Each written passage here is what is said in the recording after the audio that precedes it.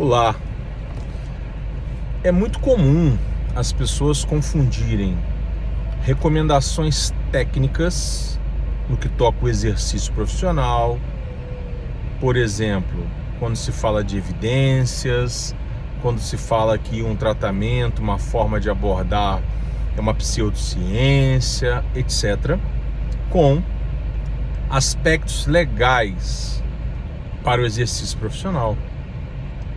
E nessa confusão, os próprios conselhos se perdem. Por quê? Como eu já disse diversas vezes, o exercício profissional ele é regulamentado por lei e por mais ninguém.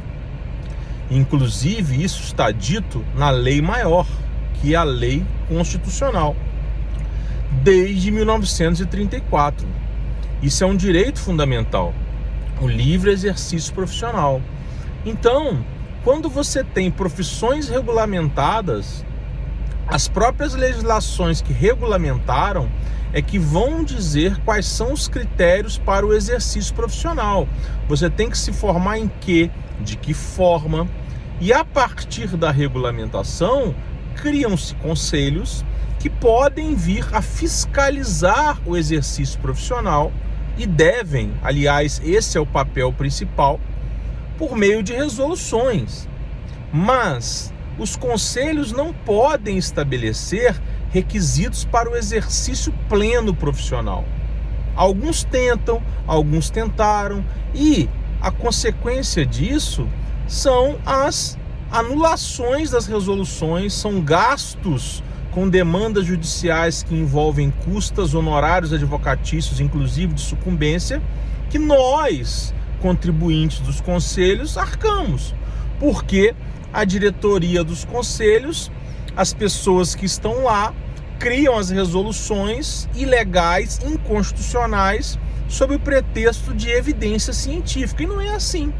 Quando, na verdade, o que os conselhos têm que fazer não é criar condições para o exercício profissional, mas fiscalizar um exercício profissional sem embasamento científico.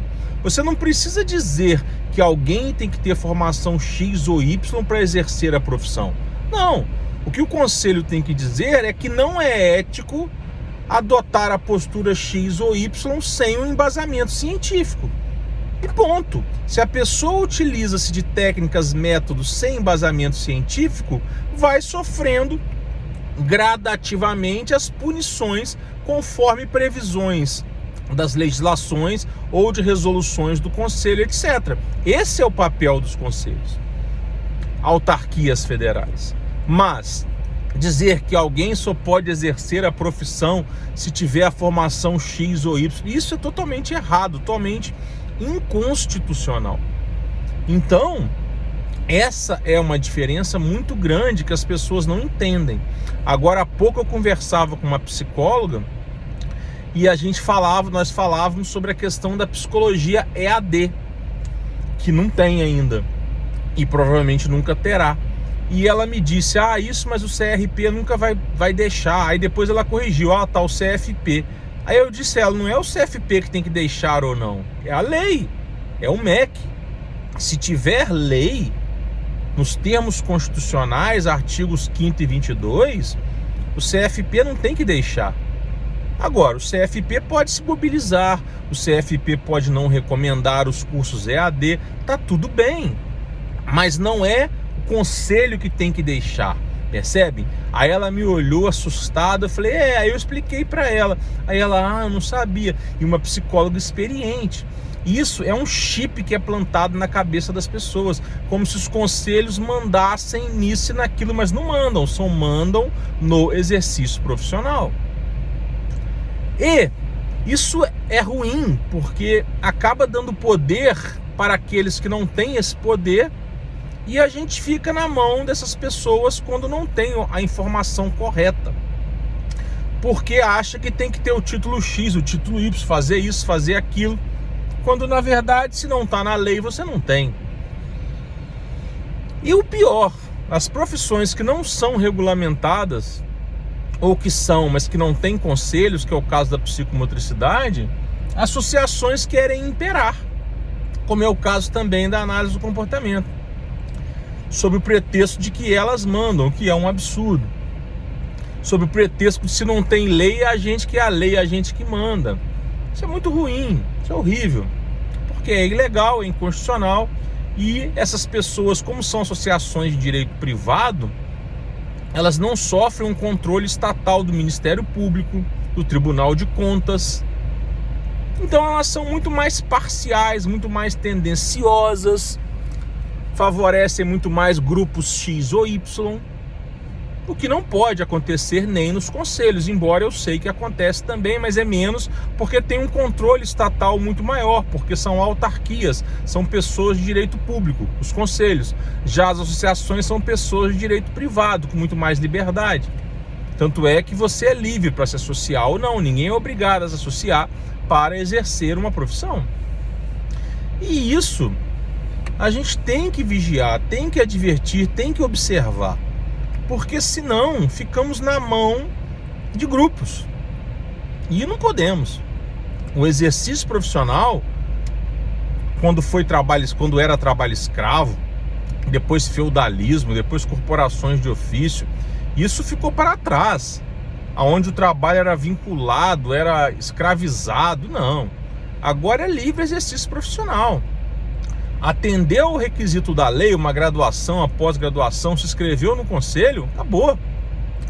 Pagando ou não, estando inadimplente ou não, você continua apto ao exercício profissional, devendo ser ético, óbvio, devendo preencher requisitos das resoluções para se tornar um especialista, óbvio, mas também podendo se tornar um especialista apenas a partir de formações junto ao MEC, independente do aval do conselho, sem problemas, e exercendo a sua profissão livremente, mesmo que você não seja especialista em nada. Não é porque você não tem uma residência médica em cardiologia que você não pode atender como cardiologista. Você não pode se apresentar como cardiologista, mas pode atender. Então, se é bom ou se é ruim, que é o que eu disse no começo do vídeo, se faz sentido cientificamente, é outra história. Agora, juridicamente é assim, ponto. Tanto é que a psicanálise, por exemplo, não quer regulamentar a profissão, as pessoas, por quê? Porque não querem essa regulamentação, querem ficar livres. Agora, a partir do momento que você regulamenta uma profissão, tem que seguir as regras da lei. Ou se não regulamenta, não tem lei.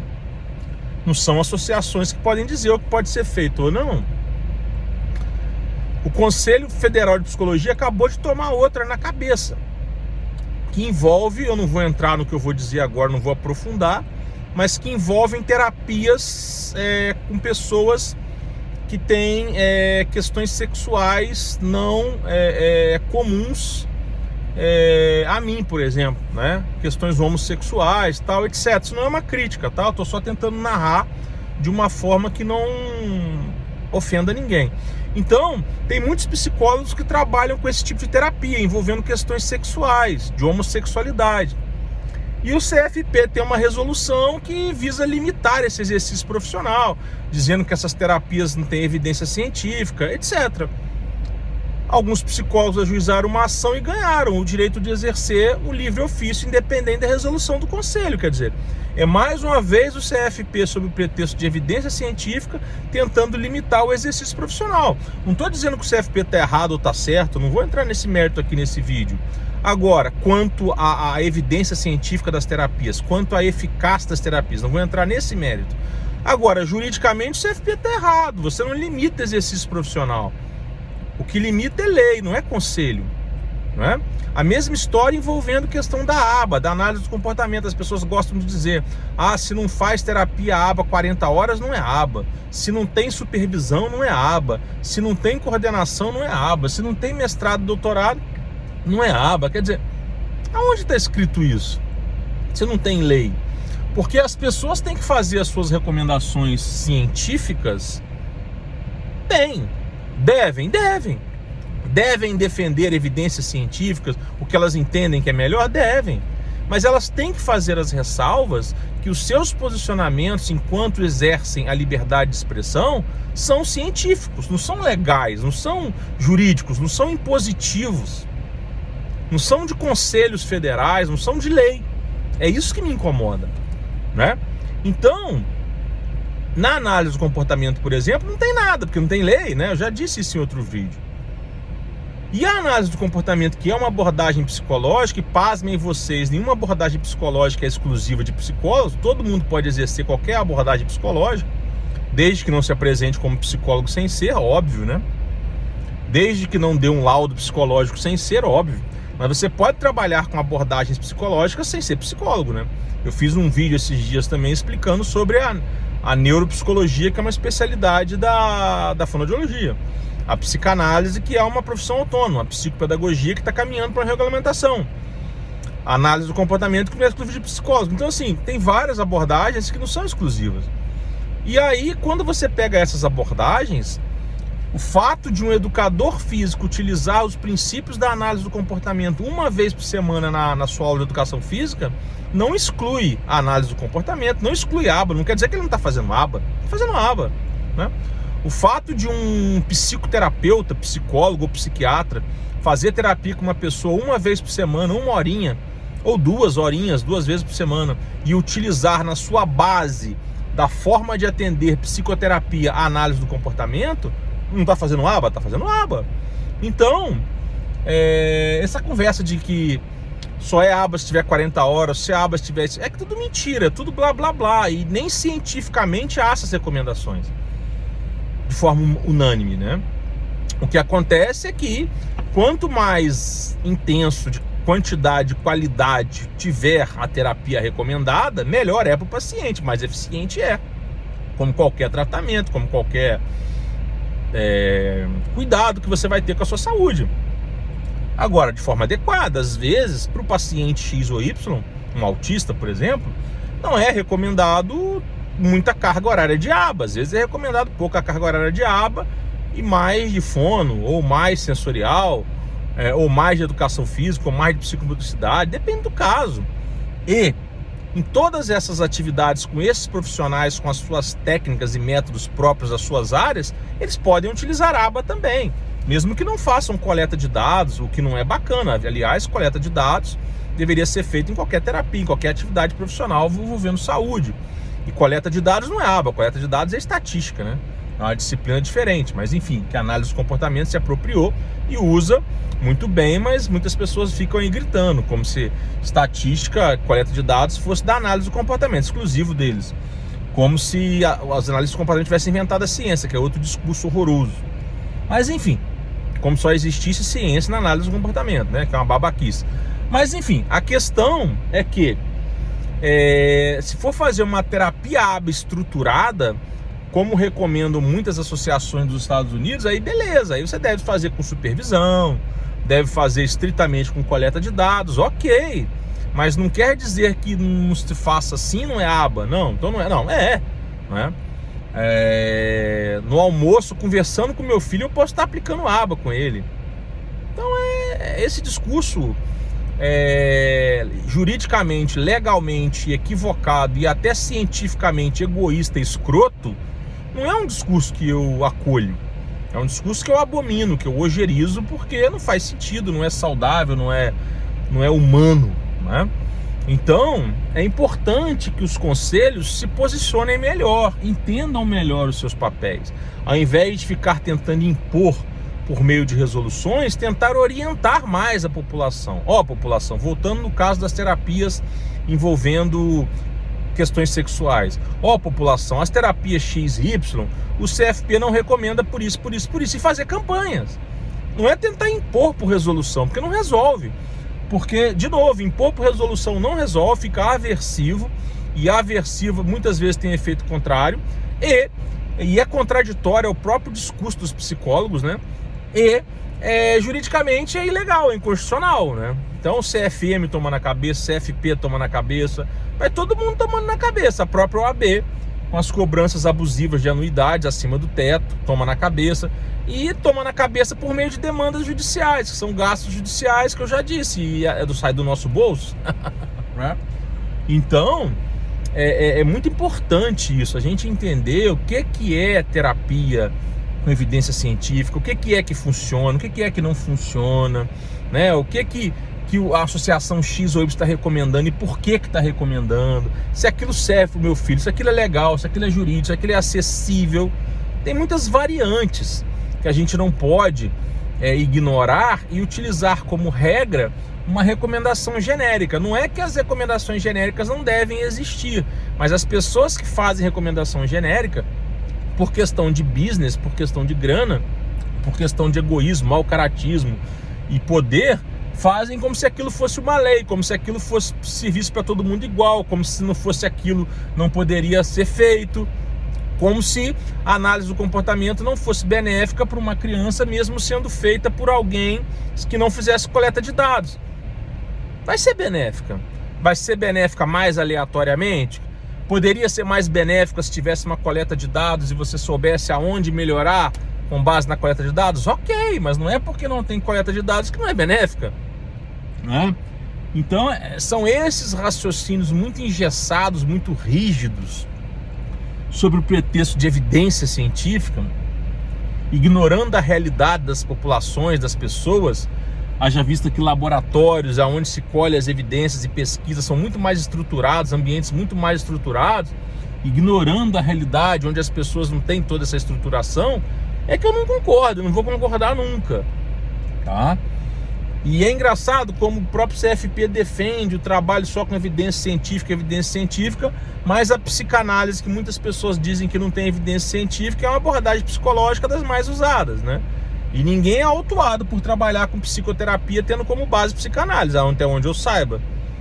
Então, esses discursos de pseudociência quando não me interessa, quando me interessa não é, esses discursos tem que ser assim porque eu estou mandando, né? Tudo bem que tem muitas leis ruins, tem muita coisa que a gente não concorda, mas é o que está na Constituição, a gente tem que partir da premissa constitucional, tem que ter uma base, não pode deixar na mão de poucos também, conforme o caso. Então é isso, fiquem atentos, tá? Sigam os códigos de ética, paguem as suas anuidades em dia, sigam os seus conselhos, mas fiquem atentos aos abusos, aos desvios de conduta, às distorções de interpretação, aos abusos de poder, e não aceitem, né?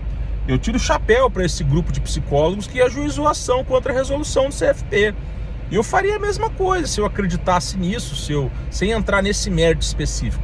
Se eu acreditasse nisso, como eu já fiz, de processar pessoas, de discutir questões, de enviar e-mail para conselhos e brigar, e como faço, vou fazer sempre. Porque a gente tem que ser contraditório, tem que discutir, tem que levantar hipóteses, tem que ter liberdade de expressão, não tem esse negócio de ditadura e você manda porque você é mais velho. Não, você é mais velho, eu respeito a sua idade, respeito o que você construiu, mas você pode ser bandido, mesmo sendo mais velho. Você pode estar errado, mesmo sendo mais velho. Você pode estar fazendo coisas erradas, mesmo sendo um ícone aí da profissão, né? Então a gente tem que pensar, refletir, avaliar, seguir os nossos líderes, gostar dos nossos ídolos, estudar, se capacitar, mas ser informado. Exercício profissional é um direito fundamental. E não é qualquer um que pode dizer o que pode e não pode. E associações de direito privado é o cocô do cavalo, no que toca exercício profissional. Tá? É o cocô do cavalo. E não é o cocô do cavalo manga larga, quarto de milha, puro sangue, ou da Disney, não. É o cocô do cavalo pangaré. É o cocô do cavalo na rua. Porque não manda nada no exercício profissional, tá? Como o João e a Maria é a mesma coisa. Como o Diogo é a mesma coisa. Eu não mando nada. Eu só relato, eu só retrato, eu só narro. E trago a fundamentação jurídica. Artigo 5º e 22 da Constituição para começar a conversa. Então, não é que eu defenda exercício profissional não ético, incoerente, sem embasamento científico de maneira nenhuma. Defendo exatamente o contrário. Só que não é porque eu defendo qualidade que às vezes a qualidade surreal, inacessível, vai virar lei e tem que ser regra para todo mundo. Não é. A regra é uma coisa, né? O ideal, que muitas vezes é inacessível, é outra coisa. E muitas evidências científicas não são evidências científicas de verdade, que é outro discurso e assunto para outro vídeo.